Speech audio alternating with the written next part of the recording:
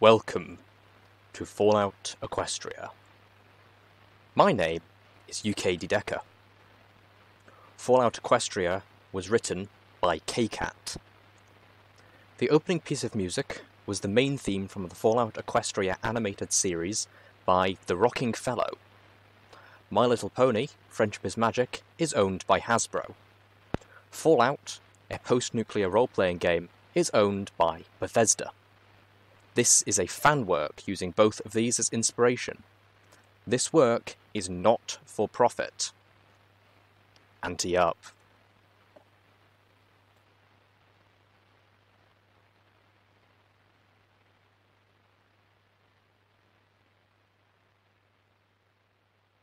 Chapter 3. Guidance. Books? I've read several on the subject. Daylight. I'd never seen the sun before, and it was fair to say that I still hadn't, but the power of its light filtered down through the thick, angry cloud cover, turning a sickly colour, yet still brighter and warmer than the humming lights of Stable-tec. The air itself looked somehow wrong in the light. Off colour, but everything was illuminated. I wondered how healthy it was to be breathing it. And for the first time, I really grasped the expanse of the outside. It made me want to hide under the window. While working up the nerve to step into the very, very big outdoors, I preoccupied myself with opening the locked chest I'd discovered the night before. It took 2 of my bobby pins, but it was worth it. Inside was the most beautiful dress I had ever seen. Such lines, such folds of fabric, and the colours, elegant and regal. Yet the fabric was light, breezy, and did not sag. It was a dream. Sadly, a dream for another, taller pony.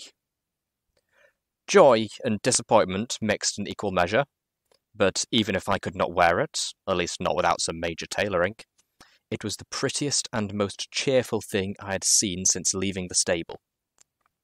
Carefully folding it up, I slipped it into my saddlebags. Mindful of the sniper pony from the night before, I stood back behind the cover of an overturned table and used my magic to open the door. A tarnished bell hanging above tinkled cheerfully. Muted sunlight poured in. The sounds of outside flowed into the room. The twitter of birds, the faraway sloshing of the river. Fresh air pushed back the stale. Cautiously, I moved into the doorway and looked about. Post-apocalyptic Ponyville was a rotting skeleton of a once homey little town. Between collapsed buildings and burned homes, the streets were littered with rubble and refuse, and everywhere garish paints of depravity and grotesquerie. The graffiti was not limited to outside. The raiders had defaced the Carousel boutique with an almost ecstatic fervour. I turned from the doorway, my gaze following the lines of profanity that curled up the walls towards the rafters, and shrank back, choking in revulsion at what the sunlight revealed above me. Dozens of dead and desiccated cats had been hung from the ceiling like decorations. I had slept directly beneath 3 of them. I took an involuntary step back, 1 hindhoof out the door. What was that? I turned and spied the half-buried orange disc in the ground just outside the door. A little red light was pulsing on it. "Close the door!" The voice came out of nowhere, tinny and mechanical, but somehow full of urgency. My heart lurched and I jumped back inside, slamming the door hard. The explosion just outside tore the door off its frame, hurling me and it back into the room. I crashed through a tattered vanity divider, the smoking door landing over me. Ugh! I was more shocked than hurt as I slowly dragged myself out from under the door. My ears were ringing. A trap. No wonder the raider ponies hadn't invaded while I slept. They'd left a present instead. Hurry, there are more on the way. I barely make out the voice. My ears felt like they were stuffed with cotton candy. Who are you? I queried, but moved to throw my canteens over my neck while magically drawing out the combat shotgun. I'd been dismayed to learn that it only had 1 shot left. but if a raider pony stepped through the door, I intended to make it count. An entirely different voice replied, come out, wherever you are!" The head of a raider pony slid into the doorway, grinning maniacally with something in her teeth. It looked like a metal apple. She tossed her head. It flew into the room at me, but the stem stayed behind in her teeth. A memory flashed through my mind. I, as a younger pony, trotting into the stable schoolroom when an older pony stepped out of doorway and heaved a water balloon at me. It had burst against my horn, soaking me and my homework. "Hey, don't look so sad, blank flanks. I was just trying to help you, in case your cutie mark is supposed to be a target." The older pony had laughed and hurried off to class, leaving me dripping and miserable in the hall. Lesson learned. When some pony throws something at you, don't let it hit you. Don't even let it get near you, because it might splash. The combat shotgun clattered to the floor as I focused my magic on the metal apple, catching it and hurling it back out the door. The grenade barely cleared the doorframe when it had exploded.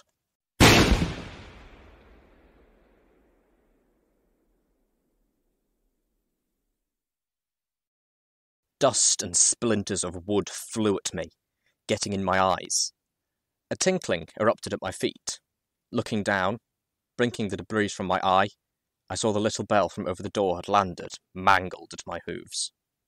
My eyes hurt, and I kept blinking to clear them. Cautiously, lifting the combat shotgun again, I edged towards the door. I could barely see the foreleg of the raider pony out around the edge of the doorframe, completely still. With a second thought, I levitated the table so that it formed a barricade over the lower half of the doorway and crawled up behind it. Quickly popping my head up, I looked to see if the raider pony was still conscious. The leg wasn't attached to the rest of the pony. It took me a moment to spot the rest of her torn body, mercifully dead. I dropped back under cover, feeling a strangeness pass over me. I'd just killed some pony.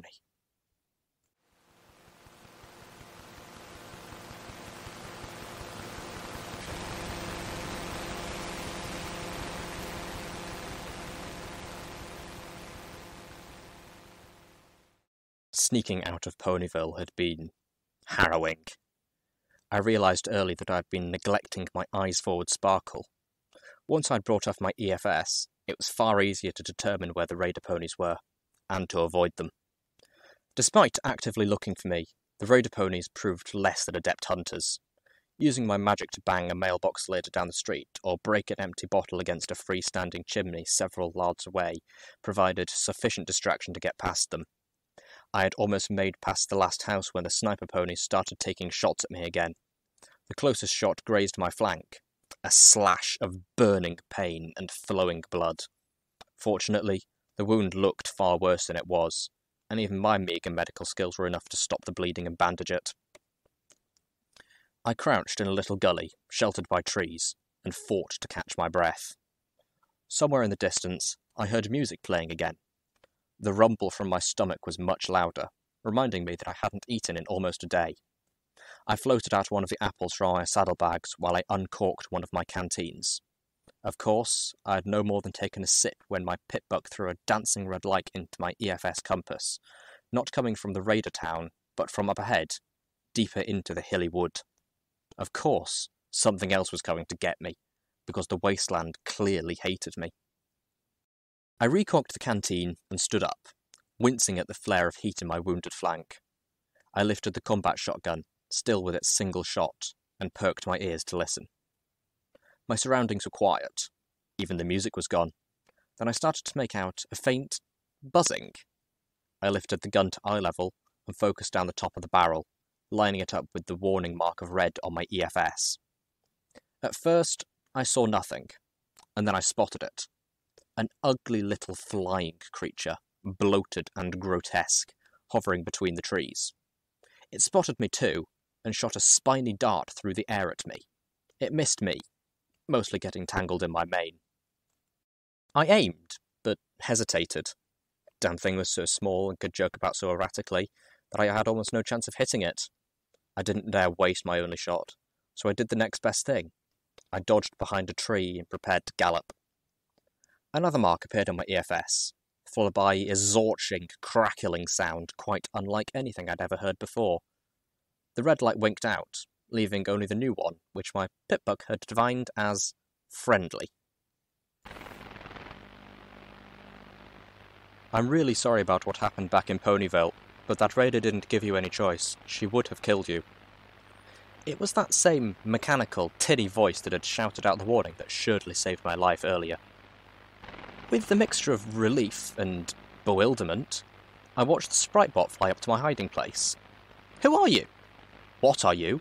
Was the question that I actually wanted to ask, but I suspected that it might be rude. A friend. I raised an eyebrow. Okay, a passing acquaintance, but one that doesn't mean you any harm. Another pregnant pause. Call me Watcher.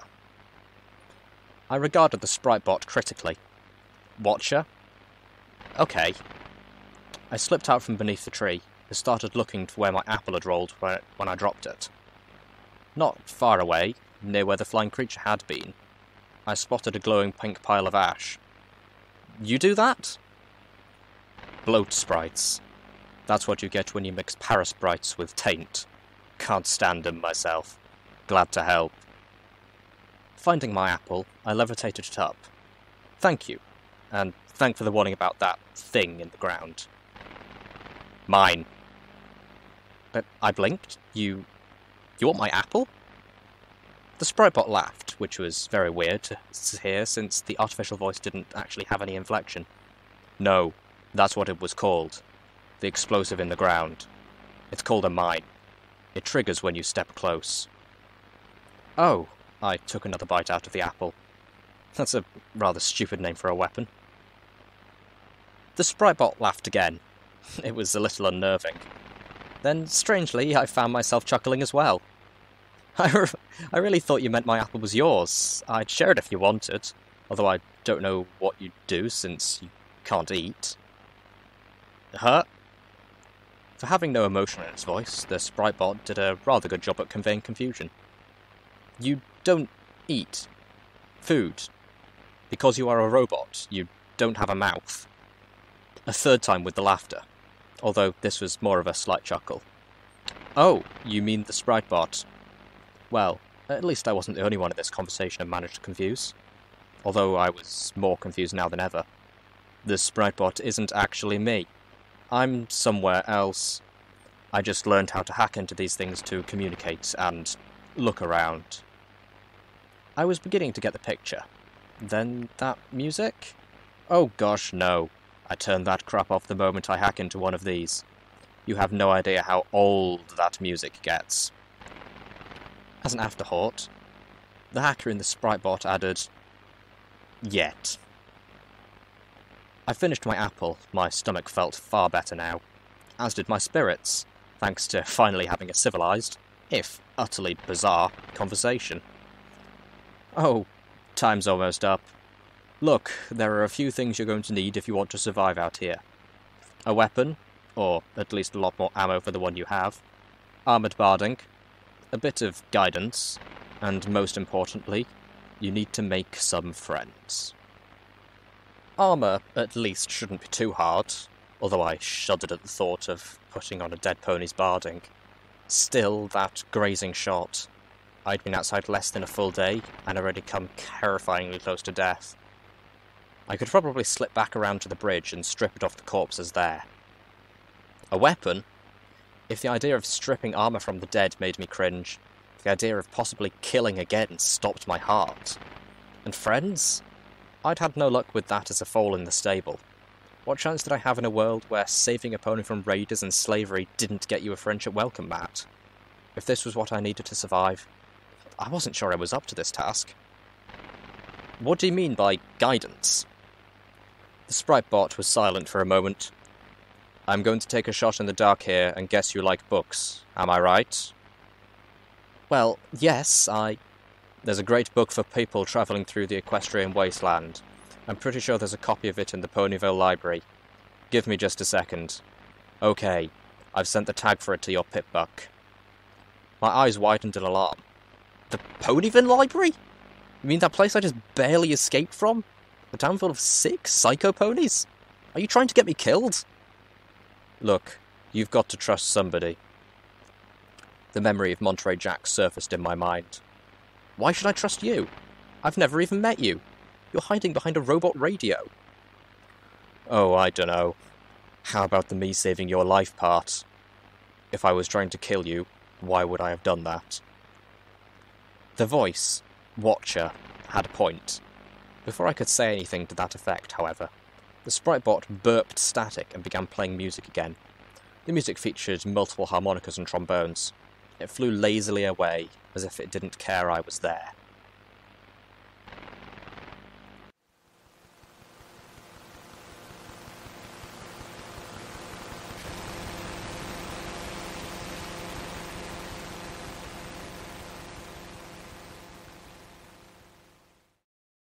The Ponyville library was in a tree. Not a tree house, but literally inside a tree. A massive, gnarled tree bigger than most buildings I'd grown outside of the middle of the town. Clearly the project of magic, and hollowed out to be the public library. The south side of the tree was scorched, black and dead, but there were still a few leaves clinging to life on the opposite branches. The tree was surrounded by wide open space with absolutely no cover. Any hope my luck at the Carousel Boutique would hold out was dashed when I looked up into the highest balcony and finally spotted the sniper pony, an earth pony armed with a powerful-looking rifle. That rifle was attached to the balcony railing with a gliding swivel mount, allowing the raider to aim it wherever she could see. The only safe approach was from directly behind her, where the door to the balcony and the narrow top of the tree beyond blocked her line of sight. There were surely more raider ponies inside. Sneaking up carefully was from the only direction that didn't mean instant death. I was trembling with nerves by the time I reached the door, and swiftly and silently as I could, I slipped out of Ponyville and straight into pony hell. Pony corpses everywhere. Not like the bridge, where ponies had fallen in battle. These ponies had been mutilated, desecrated, and put on display. Some poor pony hung from the ceiling, head and hooves severed and flesh sliced open and pulled back to reveal the meat and bones beneath. Heads and limbs hung from chains like sick party decorations. The rotting body of a pink pony with a violent mane was mounted, spread-eagled over a bookcase, with railroad spikes. 2 had been driven into her eyes. On another wall, a torso had been skinned and sliced open, the pony's entrails pulled out to decorate the shelves like streamers. Blood and gore were everywhere, dripping from the ceiling and painting the walls in equal parts with the graffiti that had somehow gotten even more mocking and cruel. Between the bookcases, pre-war posters were mounted in shattered frames. Some raider pony had painted over one of them, "Reading is magic," with a crude but effective depiction of a megaspell detonation. Another, "The most beautiful ponies have beautiful minds," was covered over by a painting that was simply pornographic. The books had been burned in piles. The floor was layered in ash and filth. The stench was unbearable. The room was dominated by 3 cages. 2 large square ones, and a smaller one hanging from the ceiling, which was barely big enough for a pony. Captives, filthy, beaten and misused, were curled up inside, their hooves tied together with stained ropes. The 2 in the nearest cage looked at me pitifully, and my heart wrenched painfully.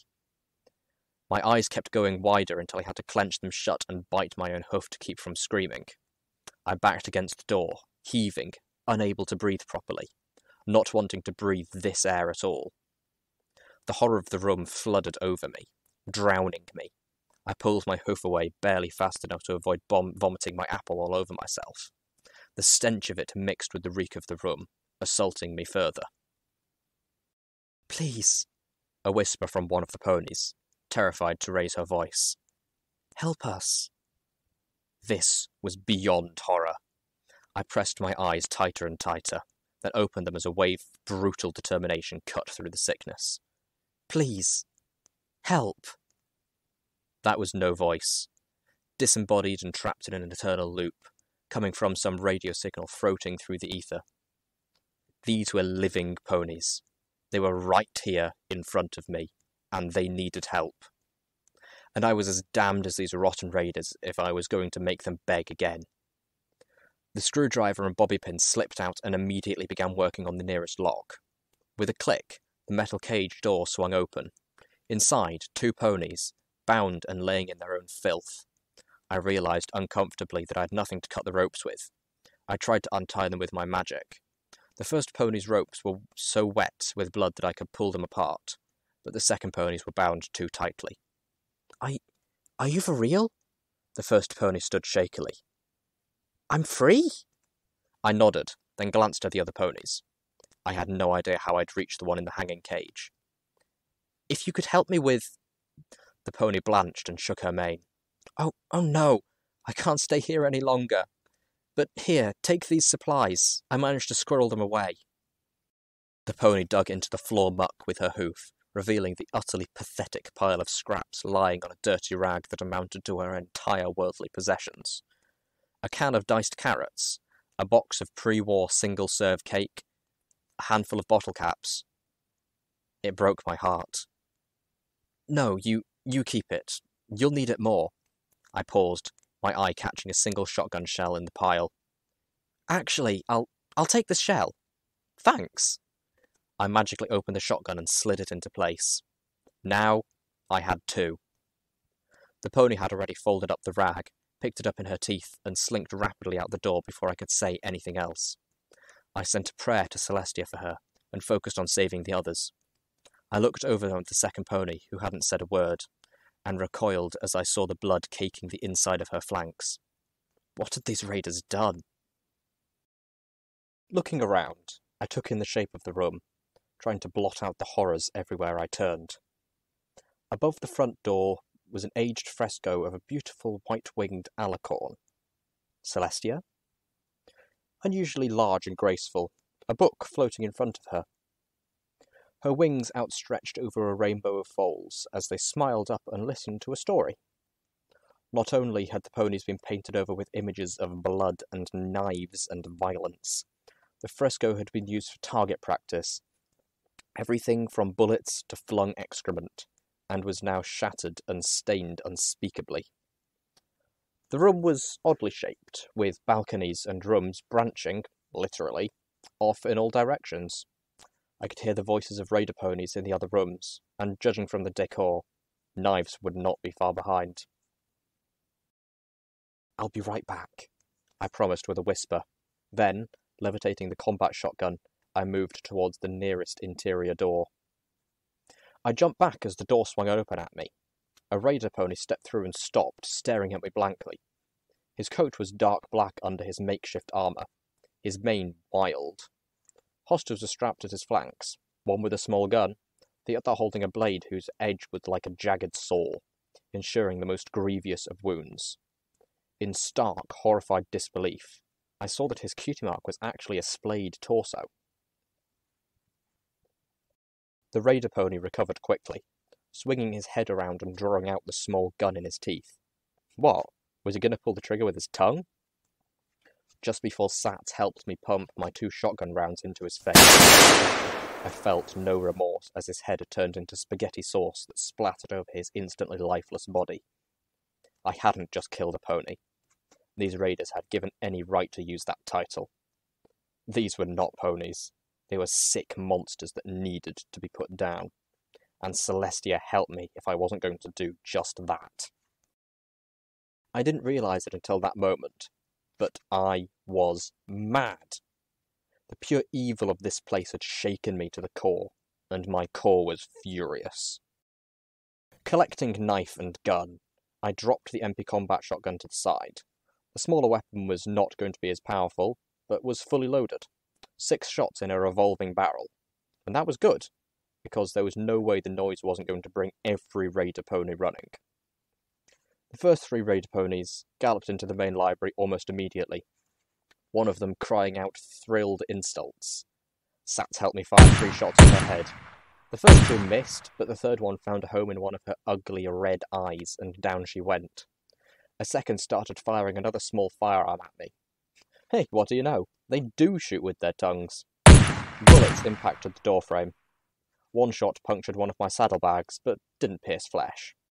I crouched and poked my head around, levitating the revolver in the open doorway. I fired 2 shots at the second pony, but my Pip-Buck's targeting spell was refreshing, and without it, I might as well have been aiming at the ceiling. Still, the gunslinger raider skittered away, using one of the captive ponies for cover. The dishonourableness poured gasoline onto the fire of my anger. I stepped fully into the doorway, looking for the third, spotting him on the far end of the main room. The third raider pony lowered his head, a pool cue clenched in his teeth, and charged at me. I blinked. Really? I took a single step back. The pony rushed at me full tilt, and was nearly on me when the ends of the pool cue struck the doorway, snapping him to a stop. I fired the revolver's last shot point blank into his neck. Even I didn't need sats at this range. Shouldn't you ponies be smarter than that? You live in a library! As the body slumped to the floor, bleeding from the gaping wound in its neck, I saw the gun-wielding raider standing in the open, aiming through the door. I dove to the side as shots rang out, and screamed as I felt a bullet sink into my side. It hurt, more than I thought it would. I fell against the wall, leaving a bloody smear as I collapsed next to the doorway. Pain seared my side, flaring with each breath. I could hear the clop of the raider's hooves as he approached cautiously. I tried to focus my magic to close the door, but the body of Pool Cue Pony was in the way. I cast about the room. It was a kitchen. On a table, surrounded by knives, was the body of a fearsome creature of scales and teeth. The raider pony with the splayed torso cutie mark had been carving it up to cook. A refrigerator and oven. There were scattered books, all but ancient, destroyed and unreadable. I was beginning to doubt the Watcher's assertion that there was a book here like he described. Then my eyes fell upon what I was hoping for. In one corner, mounted upon the wall over several metal boxes of ammunition, was a faded yellow box with a pink butterfly symbol on it. A medical box! Double luck. The box seemed to be locked. There were knife scrapes all over it where the raiders had attempted to get it open. It should still have a few medical poultices, maybe even a healing potion. But I had to survive the raider pony first, and I was wounded and out of bullets. Crossing to the ammo boxes would mean moving across the open doorway. Scooting back, I looked around again and focused my magic through the pain. When the raider pony stepped in, he was met by a swarm of knives flying at his face. Gah! He turned and fled back out. The knives all either missed or struck uselessly against his armour. I was even more pathetic with melee weapons than I was with guns, but it got him out of the way long enough to make for the ammo boxes. Luck was with me again. While one box had an ammo in large clips for a type of gun I had yet to see, the other had bullets designed for the revolver. The raider poked his head around again, calling out, "You're all out of knives, missy. Why don't you just come out? I promise I'll let you die. Eventually." His head turned in my direction, and his eyes went wide. I didn't know if it was the look in my eyes or the revolver. Sats was with me again, and this bastard wasn't going to get another chance to use raped and beaten captives as a shield.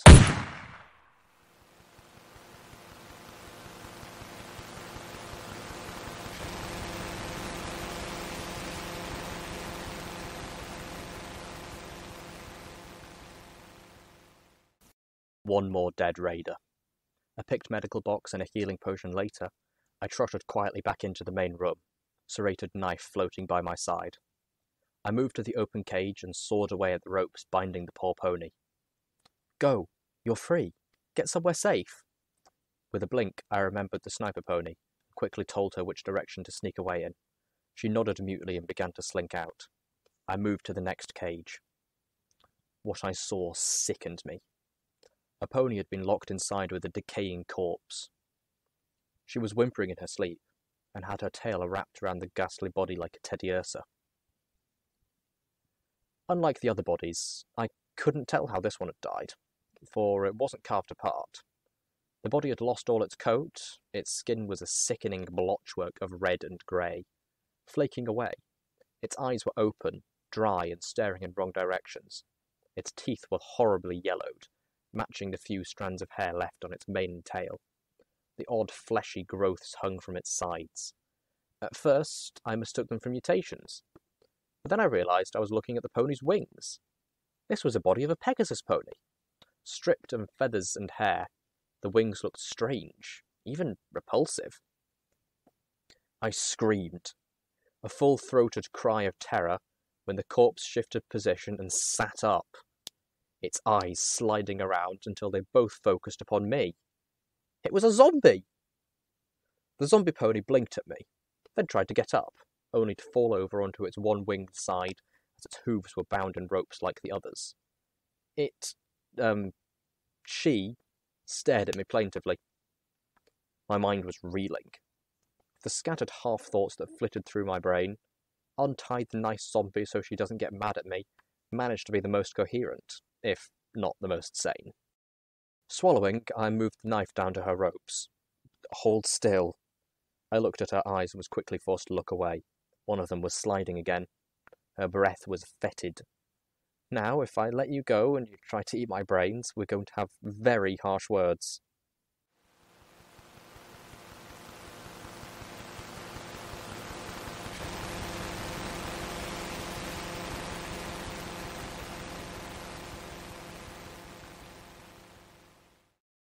I had freed the second two captives, including the zombie pony, both of whom slipped away without an offer to help, although the zombie at least smiled at me, which was deeply unpleasant, and was trying to figure out how to get to the hanging cage when two more raider ponies appeared on a balcony above. One of them was a unicorn pony with a very scary-looking firearm. I dove into the shelter of the stairwell as the raider opened fire.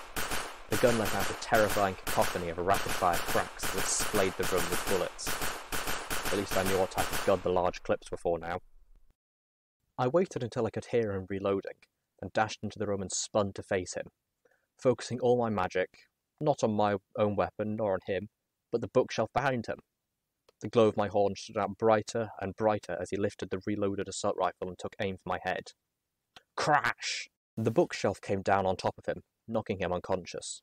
The assault rifle fell to the floor in a rain of dead books. Something else showered down as well, thrown from the falling bookshelf, knocking away a book that had fallen over it. I saw that it was an ancient, dusty pair of pre-war binoculars. At first, it struck me as extremely odd that someone would need binoculars in a library. That would require some really bad eyesight, but the silly thought passed. I couldn't see where the other Rainer pony had gone. Swiftly, I added the assault rifle to my growing collection, and the binoculars for good measure. Then I looked down to the balcony, considering it was a way to get to the cage pony hanging from the ceiling. If I could get up there, I thought I could leap from it to get to the cage. That would get me close enough that I could see what I was doing while I picked the lock. The second raider pony appeared back at the railing, a wicked grin on his face. With a hoof, he shoved forward an ammo box, which tilted it over. The lid sprung open and half a dozen orange discs poured out into the library below. Ah, fuck! I dashed out as fast as my little legs could take me, leaping over the body of Pool Cue Pony and up into the kitchen, using my magic to toss the kitchen table over me as a shield. The carved-up radiator slid onto the floor with a meaty thump. Behind my shield, the world became blinding light and fire.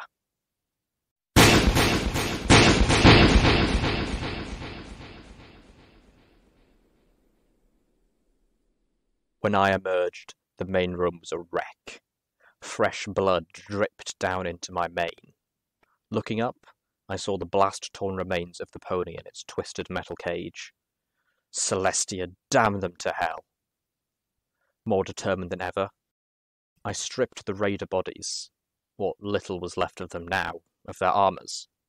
The armour was in shredded tatters, but with some effort I was able to use the best parts of each to patch together something that would give me better protection than my stable-issued utility barding.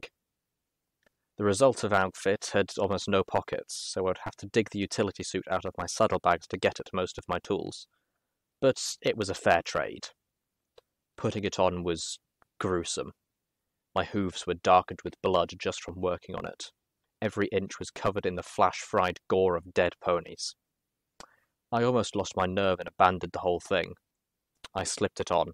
My stomach rebelled, but I didn't have any more to throw up. I last looked around while I figured I still had time. The raider above obviously assumed I was dead. I would have assumed I was dead too. Looting the bodies garnered me a little more ammo. The gun from earlier Raider had been in bad shape to begin with, and was damaged beyond repair by the explosion. Several ponies apparently collected bottle caps, which struck me as an absurdly odd thing to hoard. I left those alone. The kitchen's refrigerator had a small stockpile of food, cooked radigator meat, a few skewers of barbecued fruits, and what the pickpocket identified as bloat sprite meat. A box of pre-war cake, because nothing says healthy like eating 200-year-old food, and some water that looked like it was bottled straight out of the sludge-filled river. I took everything but the cake and the water. Apparently, Splayed Torso Cutie Raider was a rather decent cook. With a second thought, I looked over the ingredients on the cake box, filled with enough preservatives that your stomach will still be intact long after the rest of you rotted away to dust. And took it too. The Raider pony was in the main room, looking over his handiwork. When I returned from the kitchen, one look at me, and my growing pile of weaponry, and he fled up the stairs. I galloped after him, revolver zipping through the air in a cloud of levitation magic that matched the light around my horn. He went through a door on the level above. It took me only a moment to reach it, but caution made me skid to the stop before barreling through. If that had been on me on the other side, I'd be waiting just to the side of the door, ready to take the head of the raider who rushed through. With positions reversed, I was not going to make the same mistake. A filly's cry from inside, "Ah! Help!" completely changed the scenario. Standing to the side, I threw open the door. When there was no attack, I darted in and stopped short. This room was lined with more destroyed books on either side, and ended in a large window that opened onto a balcony. This room was decorated as disgustingly as the last, but filled with stained sleeping mattresses. Near the open window, a filly too young to even have a cutie mark lay on a mattress stained with so much blood it was nearly black. She'd been brutalized and raped repeatedly, and her flank was covered in small burns where her cutie mark would have eventually appeared. Her ropes were on the floor nearby, looking chewed through, and between myself and her, the Raider pony stood with a shocking hostage, the zombie pony. It took me a moment to realise she must have flown in from the balcony, and, if I was allowed to believe there was any decency left in this world, it would have been her who gnawed the filly's ropes free. Now she was against a wall, with the blade of an axe to her throat. A small part of my brain insisted on distracting me by wondering how the zombie pony could have flown in when her wings didn't even have any feathers.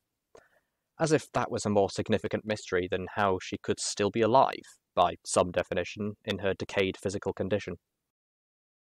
My distraction was distracted by a nearby table. An ashtray with a smoking cigar told me how the filly had received those burns. Rage welled up in me until I felt it could burst through my eyeballs. Next to the ashtray, two familiar metal apples rested on top of an only lightly stained book, with a stylized pony skull on the cover. A second book, this one showing a revolver almost identical to the one floating next to me, had slipped to the floor where it rested against one leg of the table, along with several pencils and a filly's lunchbox.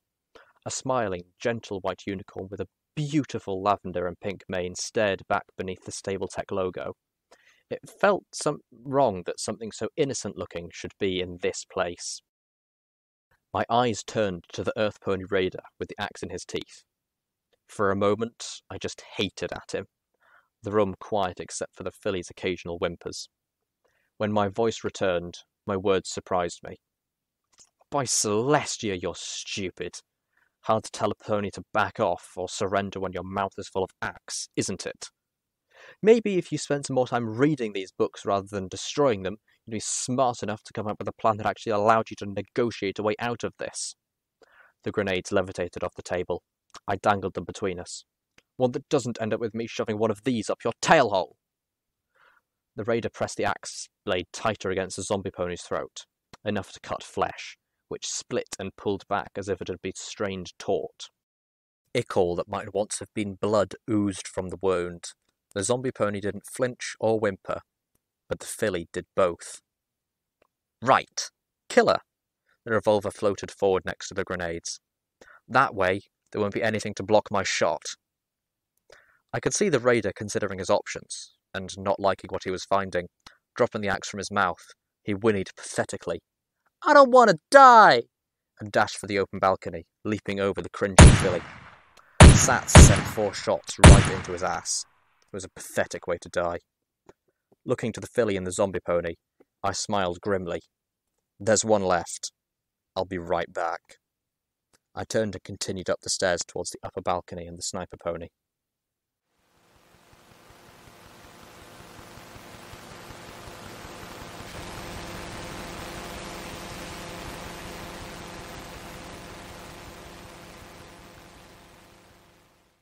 Better equipped and a lot more confident, my heart still flickering with righteous fire, I made my way carefully out of Ponyville.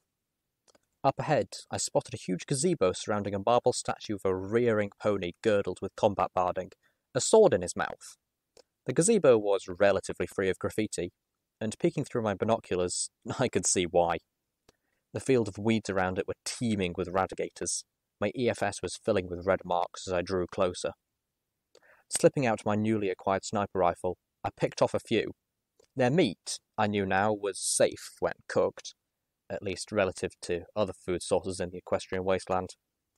Slipping the rifle back into its harness, another gift from the sniper pony, I slid out the serrated knife and crouched up towards my kill. An alert flashed upon my pitbuck.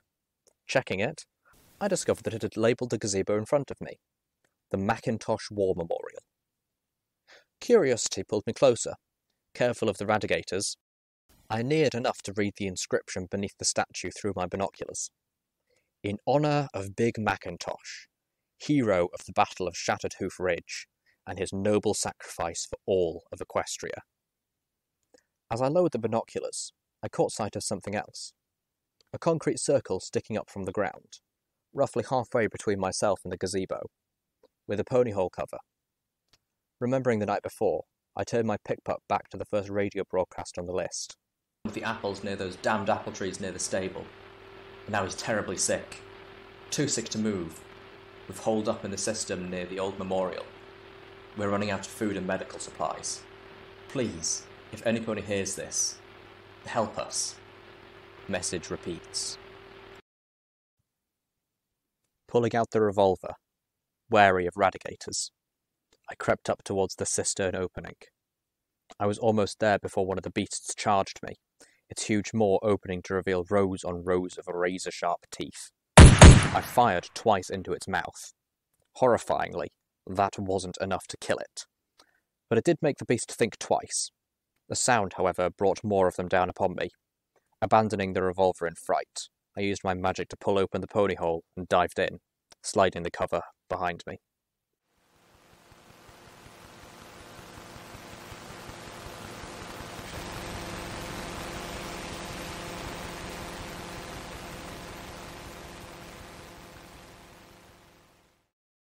In the wake of my anger, I was exhausted. In the aftermath of my library battle, my whole body ached from exertion.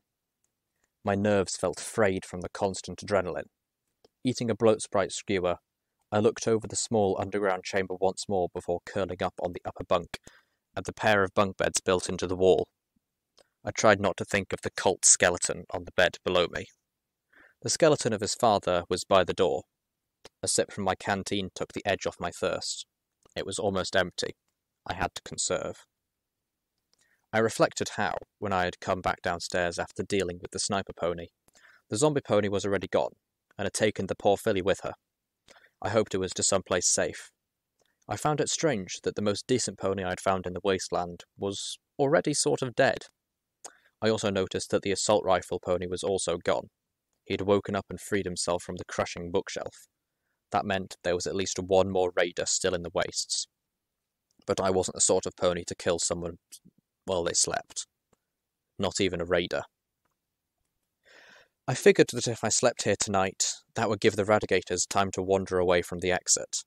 If I was lucky, I would even spot where I dropped the revolver. Until then, I would preoccupy myself with my 2 new books. Slipping them out of my saddlebags, I looked the first one over. The new one with my lost revolver on the cover. Guns and bullets. Very straightforward. I set it aside for now. The second book, a grey tome with the black pony skull on its cover, was the real prize. Opening it to the first page, I began to read. The Wasteland Survival Guide by Ditsy Doo.